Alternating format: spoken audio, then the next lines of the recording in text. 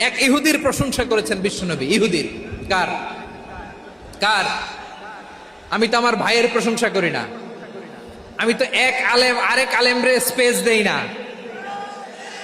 আমি তো এক দায়ী আরেক দায়ীর সাথে বসতে চাই না। আমার নবী ইহুদির প্রশংসা করে। কার প্রশংসা?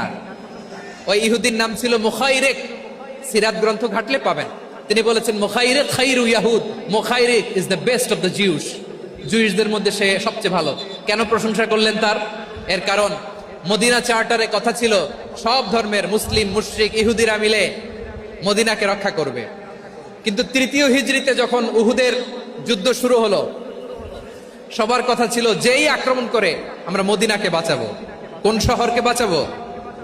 মদিনাকে। কিন্তু কুরাইশরা যখন অ্যাটাক করলো, ইহুদিরা আর আসে না, ইহুদিরা আর বেরোয় না। বিষ্ণু বললেন, ওহে ইহুদিরা, তোমরা না চুক্তি করলে আমার সাথে যে মদিনা বাঁচাতে সবাই ঝাঁপিয়ে পড়বো, আসো।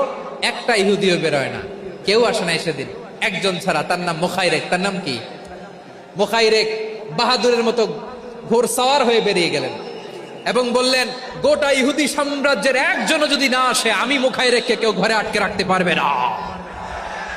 বেরিয়ে আসলেন, এসে বললেন, আমি মুহাম্মদের পক্ষে যুদ্ধ করব। আমি মারা গেলে আমার সম্পদ আমার উত্তরাধিকারীরা পাবে না, আমার সম্পদ তোমরা মুহাম্মদকে দিয়ে দিবা। সুবহানাল্লাহ বলেন। উহুদের ময়দানে 70 জন মুসলমান শহীদ হলো। এই ইহুদি সেও মুসলমানের পক্ষে যুদ্ধ করে নিহত হলো। সুবহানাল্লাহ বলেন। মুসলিমদের লাশ যখন নিয়ে আসা হলো, এই মুখাইরিকের লাশও নিয়ে আসা হলো। মুসলিমদের লাশের পাশে মুখাইরিকের লাশ দেখে বিশ্বনবী মুখাইরিকের প্রতি অনেক খুশি হলেন। আর বিশ্বনবী খুশি হয়ে বললেন, মুখাইরিক খায়রু ইয়াহুদ। মুখাইরিক, যদিও তুমি ইহুদি, তারপরে তুমি সব ইহুদিদের মধ্যে সেরা ইহুদি। পড়েন সুবহানাল্লাহ। আমার নবী ইহুদিকেও সম্মান দিতে কার্পণ্য করেন।